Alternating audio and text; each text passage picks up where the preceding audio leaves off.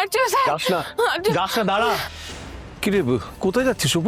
বাবা আর্য স্যার এসেছেন। না না, উনি এসেছিলেন, আমি বলছি রিজুদা। শান্ত হয়ে বস, কেউ আসেনি। আমাকে প্লিজ যেতে দাও রিজুদা। শান্ত হয়ে বস, একটু রেস্ট কর।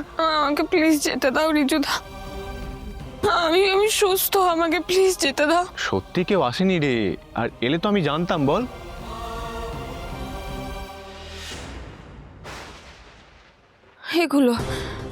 এগুলো উনি ছাড়া আর কেউ আনতে পারেন না। উনি আমার জন্য উনি এনেছেন, উনি এখানে আছেন, উনি এসেছেন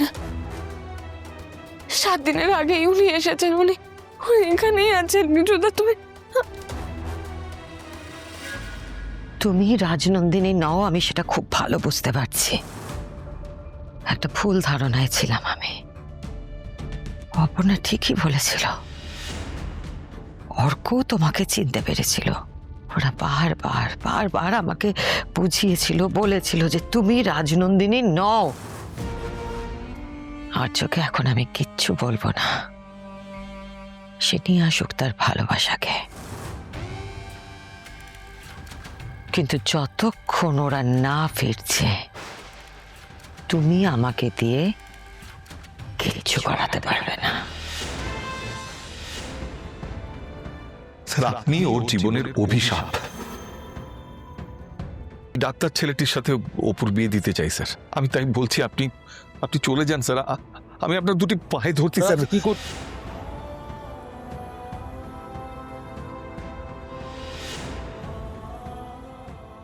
আর্য স্যার, যাস না, যাস না, দাঁড়া। কিরে, কোথায় যাচ্ছিস শুভ? বাবা আর্য স্যার এসেছেন, উনি এখানে। বিশ্বাস করো, উনি এসেছেন, আমি সত্যি বলছি। উনি এসেছেন। কই না তো। আমিও তো তাই বলছি শতু কাকু, ও তো কথাই শুনছে না। কি করে হয়, আমি আমার নিঃশ্বাসে প্রশ্বাসে বুঝতে পারছি উনি এসেছেন। উনি আমার মাথায় হাত ছোঁয়ালেন আর আমার সব যন্ত্রণা চলে গেল। বাবা মানে কি বলছো? আর্য স্যার এসেছিলেন? না না, কিন্তু কি করে হয়? উনি কি করে আসবেন এখানে? না না, আমাদের ছেলের বিয়ে তো পৌঁছে গেছে। এসেছিলেন?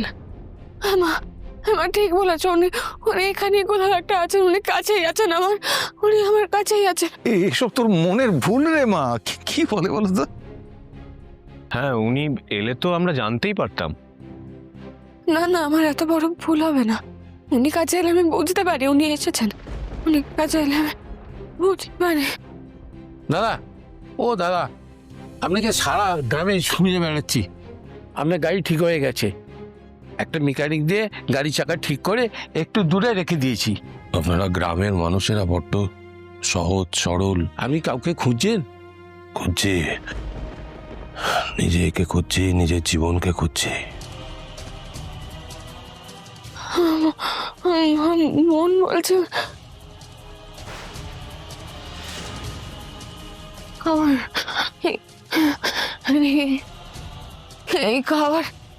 এই খাবার কে এনেছে? আমাকে ক্ষমা করো ঠাকুর, আমাকে ক্ষমা করো। আমার মেয়ের যাতে ভালো হয় তাই করো ঠাকুর, আমাকে ক্ষমা করে দিও।